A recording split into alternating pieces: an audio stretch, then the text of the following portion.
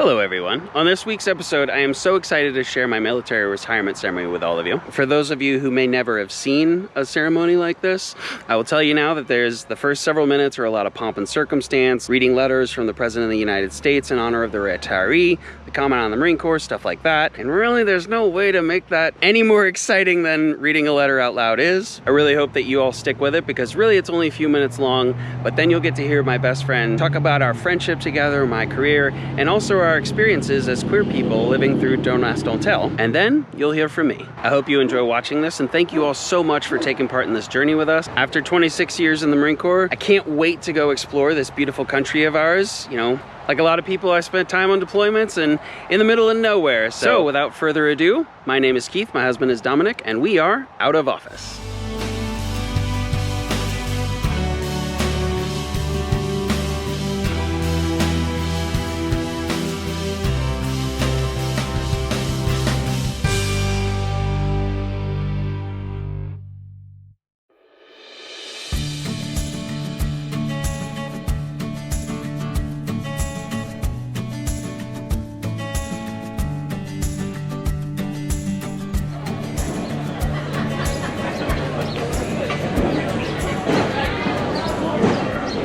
Good morning, ladies and gentlemen. Welcome to today's retirement ceremony for Chief Warrant Officer 4, Keith M. Fricke. We ask that you please silence all cell phones and other electronic devices for the duration of the ceremony.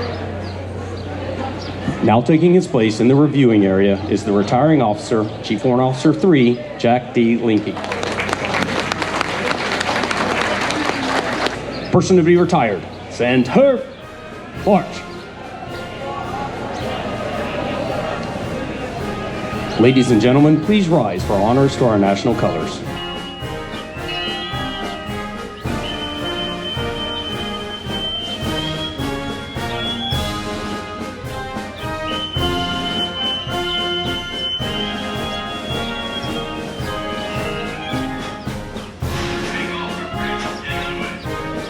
Ladies and gentlemen, please be seated. It's okay. Attention to orders. This is to certify that the Secretary of the Navy has awarded the Navy and Marine Corps Commendation Medal, Gold Star in lieu of 4th Award to Chief Warrant Officer 4, Keith M. Fricke, United States Marine Corps, for meritorious service while serving as Site Support Executive Officer and Maintenance Officer, Communications Company, 14th Marine Regiment from June 2019 to February 2023. Responsible for a range of critical collateral duties, Chief Warrant Officer 4 Fricke managed the accurate processing over $829,000 in expenditures for personal travel costs, organizational maintenance, operational expenses, and commercial purchases. As the maintenance officer, he provided detailed planning and supervision in the conduct of calibrations, modifications, preventative and corrective maintenance across the company. His supervision of maintenance management and the supply warehouse led to significant improvements in readiness and material accountability, which resulted in a field supply and maintenance analysis office inspection with no significant findings. Chief Warrant Officer 4 Fricke's superior performance of duties culminated his 26 years of honorable and dedicated military service. Chief Warrant Officer 4 Fricke's initiative, wise judgment, and dedication to duty reflected credit on him and were in keeping in the highest traditions of the Marine Corps and the United States Naval Service. Given this 10th day of January 2023, J.A. Kidd, Colonel, U.S. Marine Corps, Commanding Officer.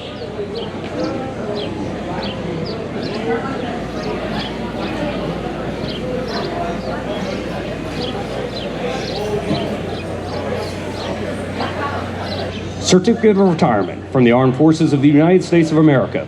To all who shall see these presents, greetings. This is to certify that Chief Warrant Officer 4, Keith M. Fricke, having served faithfully and honorably, was retired from the United States Marine Corps on the first day of March 2023.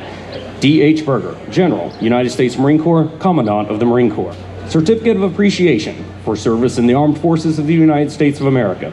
Chief Warrant Officer 4, Keith M. Fricke, USMC. I extend my personal gratitude and the sincere appreciation of a grateful nation to you for your patriotic service to our country. Your bravery and dedication in our armed forces helped protect your fellow Americans during a critical moment in our history and contributed to a world of greater security and growing prosperity.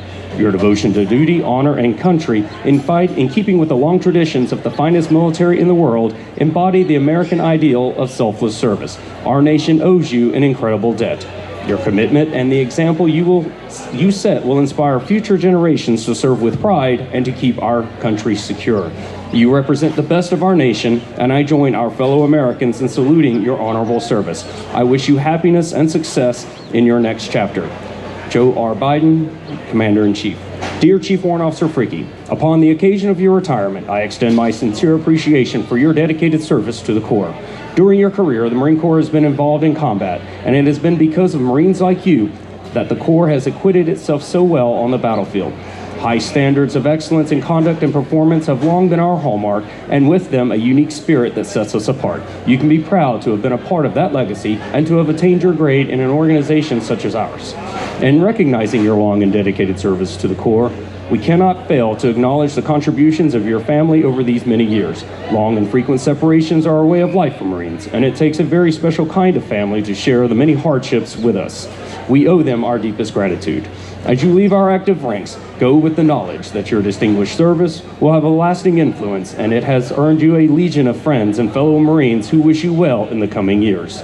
The Corps is better because you served, and our nation can stand proud because it produces Marines like you. I speak for all Marines in wishing you good health and good fortune. Semper Fi, Marine. David H. Berger, General, U.S. Marine Corps, Commandant of the Marine Corps.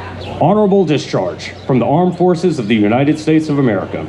This is to certify that Chief Warrant Officer 4, Keith M. Fricke, was honorably discharged from the United States Marine Corps on the 28th day of February, 2023. This certificate is awarded as a testimonial of honest and faithful service.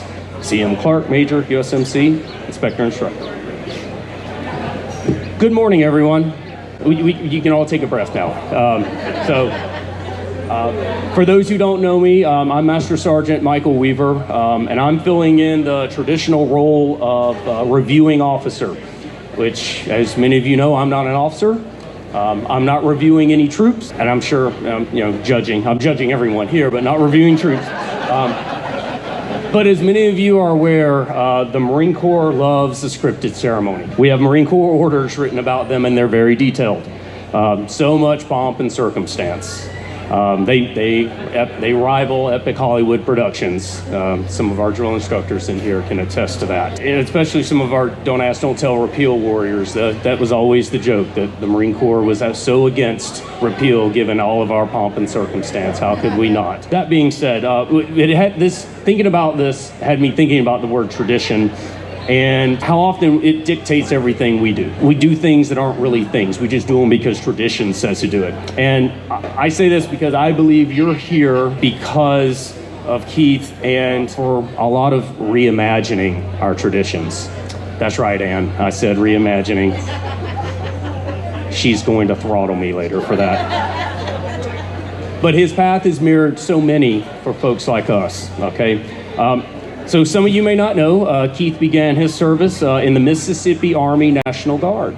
Tradition says that if you signed a contract with military service, then you stick with it till the end of the contract, regardless of your satisfaction with it. But not Keith. Keith's tradition was to never to stick with something solely because of an arbitrary thing like a date. So he moved. Keith did what most gay men do when they realize they have a knockoff garment or an Android phone. They ditch it, all right? And they go find the real article, which is what Keith did when he enlisted in the Marine Corps. Our first interaction began in 1998, but we didn't know it. November of 1998, the Marine Corps Ball for Marine Corps Base 29 Palms, California was at the Palm Springs Convention Center. I'm sure there's a joke somewhere with that. The tradition says you take photos with your platoon mates, the people you go to class with, maybe a company leadership. Not Keith. Keith's tradition was to find the guest of honor, none other than the Assistant Commandant of the Marine Corps, and have his photo taken with him. Not just because he was the Assistant Commandant of the Marine Corps, the dude was wearing the boat cloak. Again, he could not resist the urge to be in front of someone wearing very limited, high-dollar Marine Corps couture. And the joke with that, though, the reason we found out that we were in that same time together is because I also have a photo with him, which should shock no one. So Keith began his career in a traditional way, sort of. Trained as a computer repair tech, which is humor. I think that's ironic for those of you who know Keith and computers.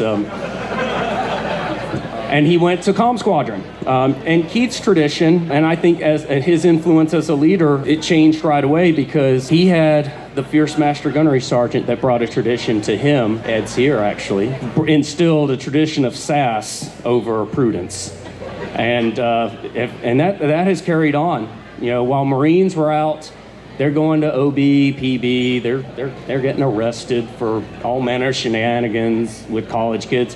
Keith's out there innocently going about Hillcrest, but also meeting and beginning friendships with folks that were already they're in the thick of our pre-repeal days. And Keith was out there, and he was out there establishing relationships and making those connections that have endured to this day.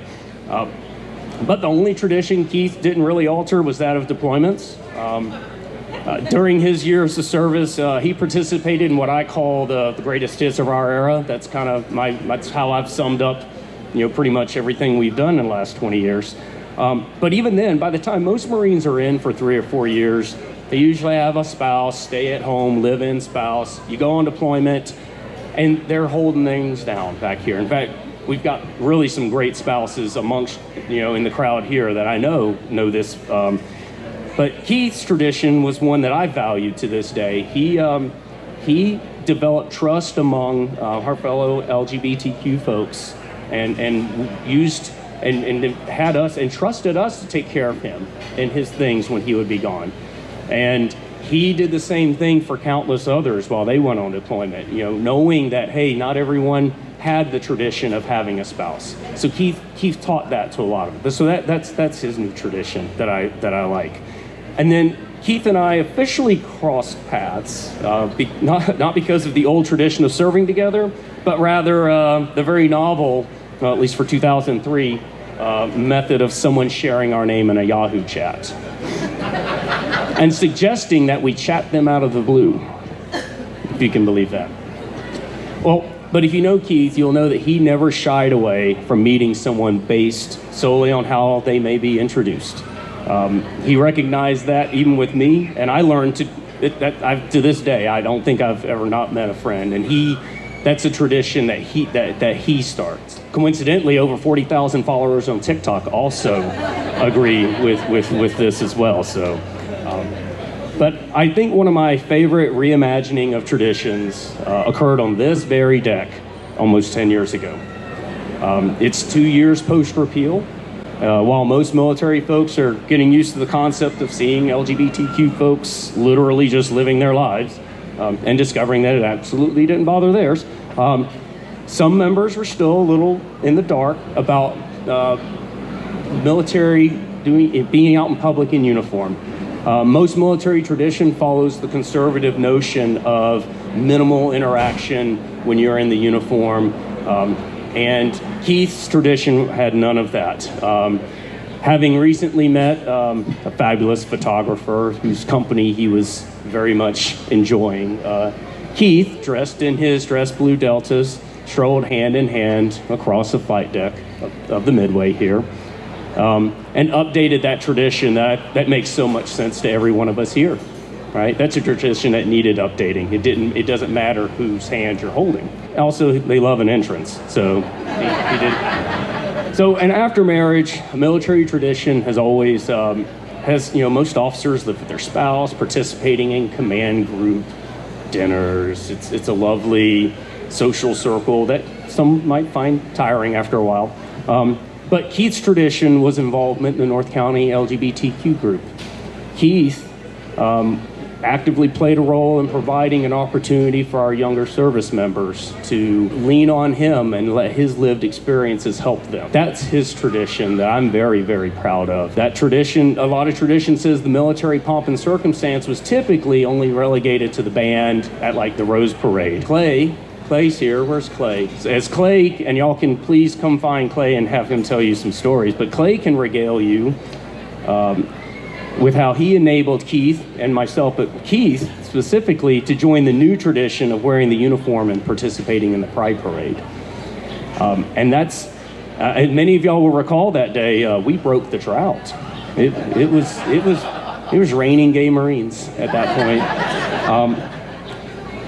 And it's one of my fondest memories, but it's a tradition that we continue to do, and I think it's a great tradition. I'm glad that that's updated. So, but I'm going to wrap with my favorite tradition, new tradition, updated tradition of all.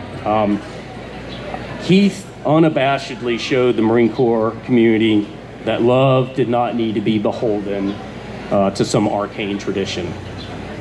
Dominic is my favorite of these upgraded traditions. All right. I think every one of us should be issued a Dominic. I hear they're quite expensive. We will probably need some. More appropriations. But y'all, the quality. Okay. So Dominic completes Keith. Okay. He's become my standard bearer for our upgraded tradition of a spouse without regard to gender. He follows the amazing accomplishments of so many of our spouses here today that I see amongst us in the audience, and it's my favorite tradition that we've updated. So the traditions are what brought us here today. I love traditions. We will stop what we're doing to participate in them for no other reason than because we've always done them. They're often like a security blanket. I hope that as we celebrate Keith's monumental career, we find comfort and joy in these improved traditions. And we celebrate such a role that he's played in establishing them. I'm honored to have my name associated with this new tradition. We're going to do this retirement ceremony his way. All right. So at this time, I'd like to turn this over to our faithful servant, the now retired Chief Warrant Officer Fricke. I hope you all are enjoying the ceremony so far, and thank you so much for taking the time to watch this. If you'd like to support us in an easy and free way, please like and comment, and even consider subscribing. Well, I am not as tall as Michael. As many of you know, I'm not a hugely emotional guy, but So my entire adult life in service to Corps and country all comes down to this day, last day in uniform. Let me start by saying that I normally wouldn't read for something like this. Several of you have been to other ceremonies where I didn't read, but between the weight of this day and my proclivity for a stage, it is a good idea to stay on script. So thinking back, I remember my mom's trepidation at signing her 17-year-old son's enlistment papers, and I have to say that those first few years after my mom left my dad could not have been easy on her. You see, my mom dropped out of high school to be with my dad, and after 20 some odd years of marriage, and largely being a homemaker, she found herself a single parent with no high school diploma. As a young mom in the 80s, there weren't a ton of opportunities, but she put her grit and determination to work and showed me at an early age what it meant to commit yourself to a goal. I remember sitting down together as I did my homework and she worked on her GED and then later community college. She worked several part-time jobs until she built a career with NASA. When I was 11, she met the woman who would later become her wife and my stepmom. Sharon didn't have any kids, but that didn't stop her from being a good parent. This may come as no surprise to anyone, but I was not a perfect kid, especially to her. They kept me busy with scouts, choir, band, and church, a plethora of other things which kept me largely out of trouble. I made a group of lifelong friends, held several jobs, and graduated with honors from, as Michael mentioned, a small high school in southern Mississippi. That town may not have had a lot going for it for a young teenage boy, but it was a safe way to grow up with two loving parents who gave me everything I needed and probably more than I deserved at the time. Everything I have achieved in my life is attributed to their sacrifices, and I am eternally grateful for their example. I'm also proud to say that I earned my bachelor's degree 2 months ago. Thank you. That was a goal my mom always had for herself, but single parent couldn't quite attain it. I graduated as an honors fellow with a 3.99 GPA, and that is in honor of my mother. I know Hope and Sharon would be here if it were possible, and thank them for giving me the tools I needed to pave my way. But family is so much richer than the people you are related to. Not only are so many members of my chosen family in attendance, I have to thank the entire Rich clan for being here as well. Countless times over the years, I've told friends that I hit the in-law lottery. You all welcome me instantly, and I have immensely enjoyed being part of such a vibrant and incredible bunch. Growing up, my family was 5 people, whereas Dom has twice that many nieces and nephews alone. And you haven't lived until you've experienced the magical chaos that is a rich family Christmas.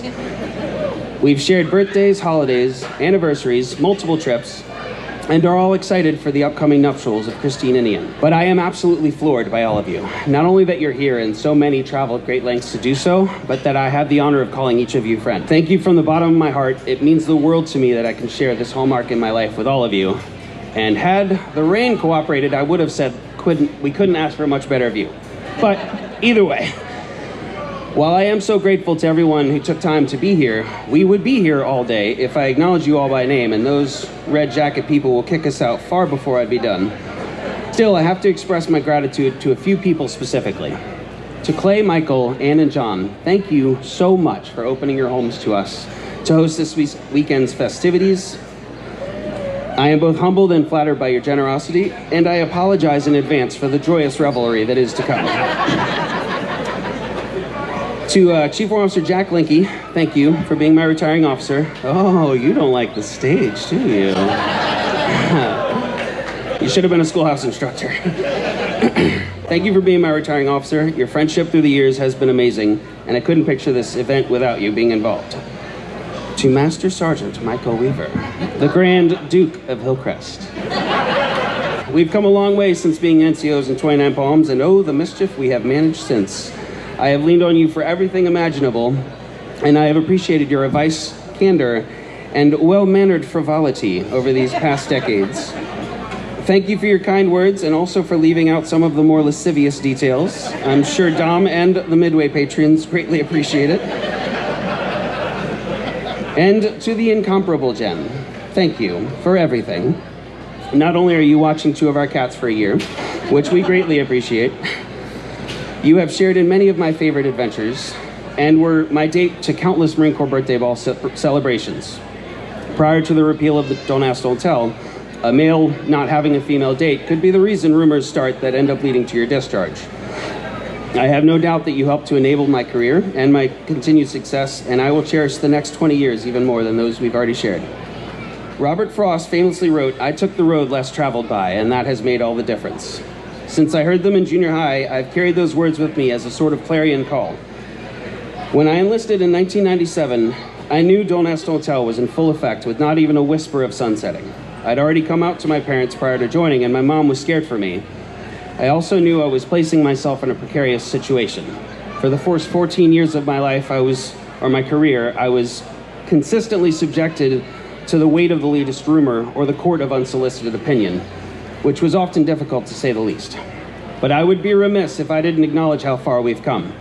I remember the days of witch hunts and speculation on whether someone's heartstrings struck the desired chord. I have far too many friends who, despite being stellar performers, were drummed out for being deemed as other. The decision I made for myself was to not come out professionally until I had someone who gave me a reason. And then I met the cute little SoCal cowboy that we all know and love.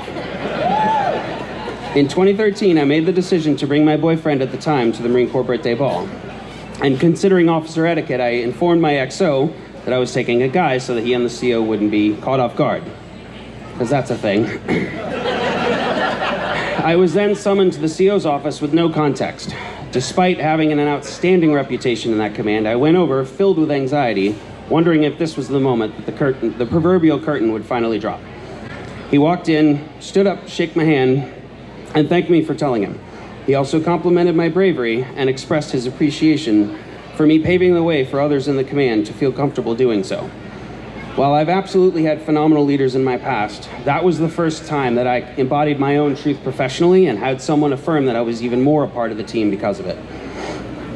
He even removed a couple from his table at the ball to ensure that Dom and I had an amazing time without any unpleasant interactions.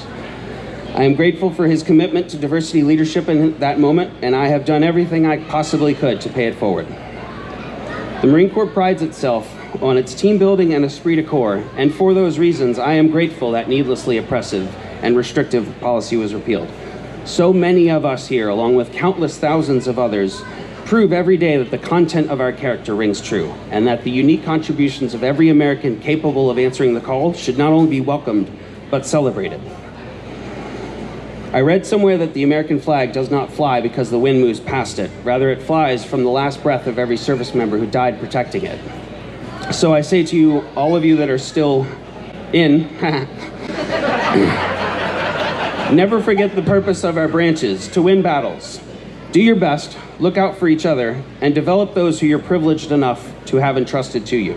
Because after all, what are we as leaders doing if not training our relief? We Marines tout to the rooftops about mission accomplishment and troop welfare in that order, and yet I've never understood why those weren't reversed.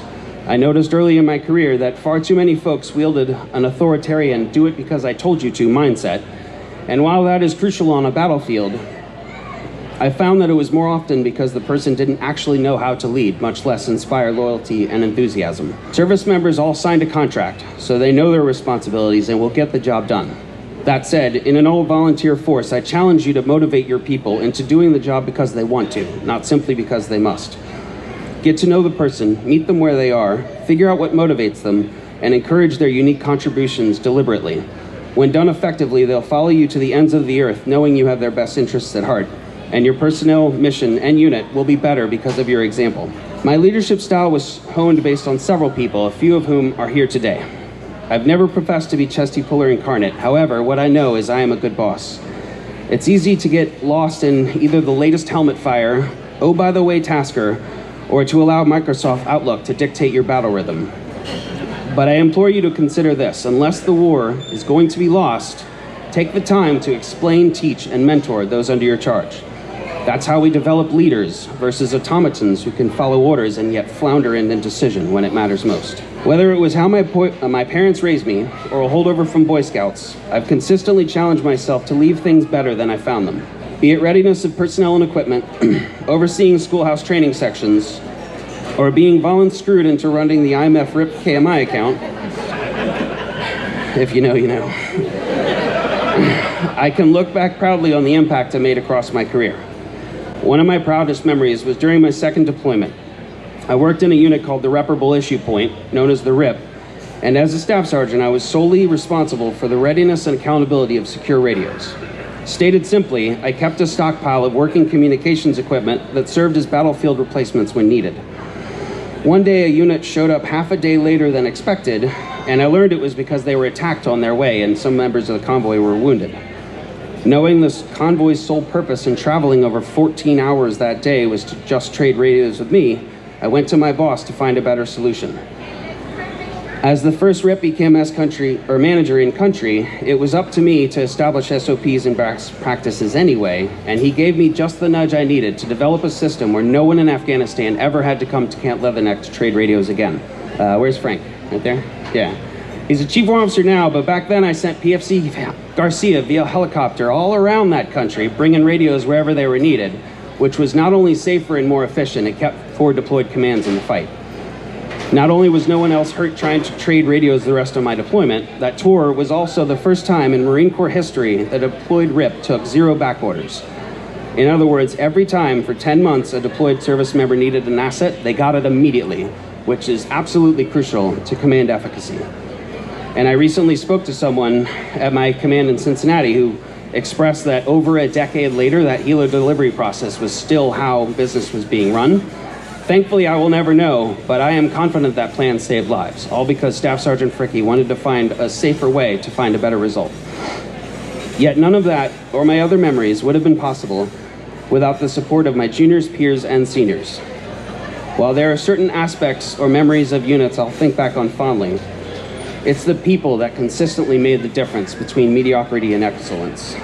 So for that, I thank each and every one of you I had the pleasure of serving with. While it wasn't rainbows and butterflies the whole time, I'll remember those moments for the rest of my life. I've talked a lot about gratitude today. My family and friends who bring me so much joy, my former coworkers who inspired me. I've said it basically my whole career. Be it colonel, captain, or corporal, I firmly believe that you can and should learn from everyone you interact with. I even shared some highlights of my career. But let's talk about the man who painted his love all over my heart. My amazing husband, Dominic. It's often customary at retirement ceremonies for the spouse to be given a gift in honor of their support. Well, in the last month, we bought a brand new camper and a 2018 GMC Denali, so you are welcome. Thank you.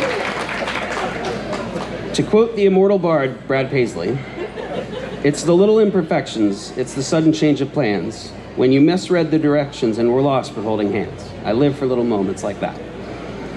But let's be honest, I'm the one who misreads directions, like all the time. And yet I was selected as the Sergeant Major's driver on my first deployment. Make it make sense. I plucked Dom out of beautiful Orange County and then unceremoniously dragged him to 29 Palms. Despite the area's reputation amongst many service members, we built an incredible life that was highlighted by beautiful memories and amazing friends, many of whom are here today. You also enabled the high desert real estate market to reach unprecedented heights through your mastery as an artist and business owner. I'm gonna be honest, I'm not much of a love poet, but if I was to wake up tomorrow morning and decide to write about love, my first poem would be about you. You who have the audacity to be beautiful even when the world is ugly. I'd write about how I love you the same way I learned to ride a bike, with no training wheels or elbow pads, so my scars could tell the story of how I fell for you. I'd write about how a 20-year-old driver who wasn't paying attention hit you walking in a crosswalk, yet one of your first thoughts was how scared he must have been. I'd write about how you got caught in the crossfire when some maniac pulled a gun to break out a fist fight, and you didn't even know you were shot until you made sure strangers were safe and okay. You are an incredible man, selfless, kind, brave, and true. I've loved you for almost a decade, but this past year has reaffirmed how much I love being married to you. I've lived a life filled with many things to be proud of, but it has been my great joy to share it with you. To borrow from one of your favorite movies, you are the butter to my bread and the breath of my life. Thank you for your continued support through my career. I know it wasn't always a rose garden, but you can now breathe a hearty sigh of relief, knowing you never have to hear me complain about Marines again.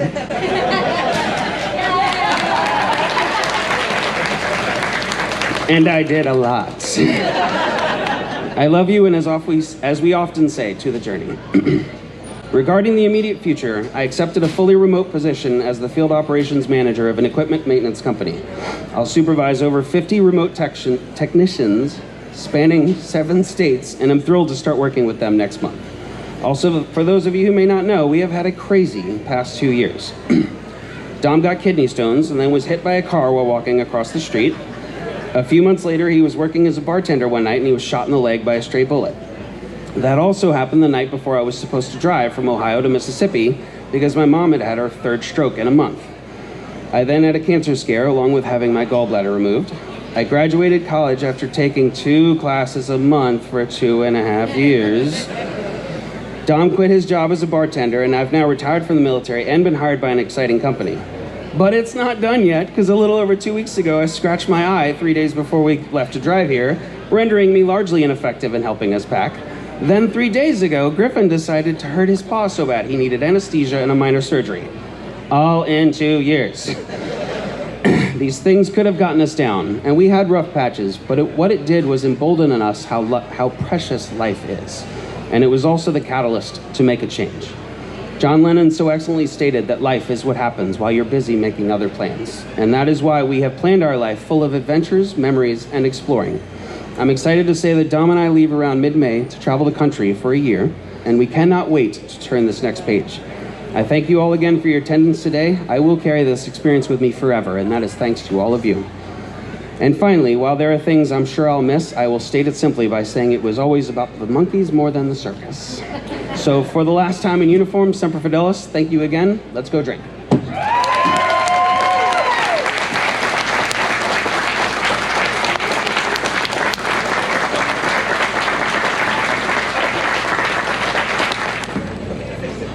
But wait, there's more.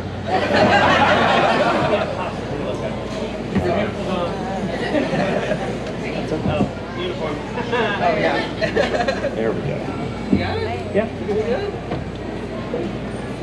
A certificate is now being presented to Dominic Rich in recognition of his unselfish, faithful, and devoted service during Chief Warrant Officer Fricke's Marine Corps career. His unfailing support and understanding helped make possible Chief Warrant Officer Fricke's lasting contributions to the Corps and this command, and we fully recognize that support and understanding was not provided without hardship and sacrifice during his husband's multiple tours of duty. So on behalf of the Marine Corps, we thank you.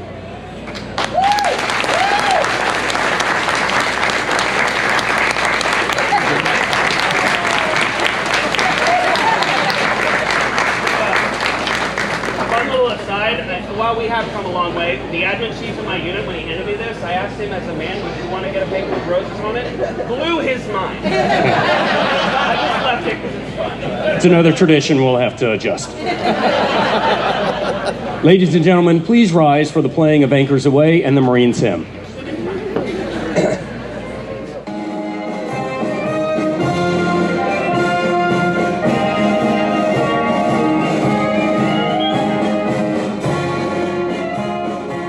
It's now been a few months, and after watching it again, I have to say, whew, Michael and I sure had a lot to talk about that day.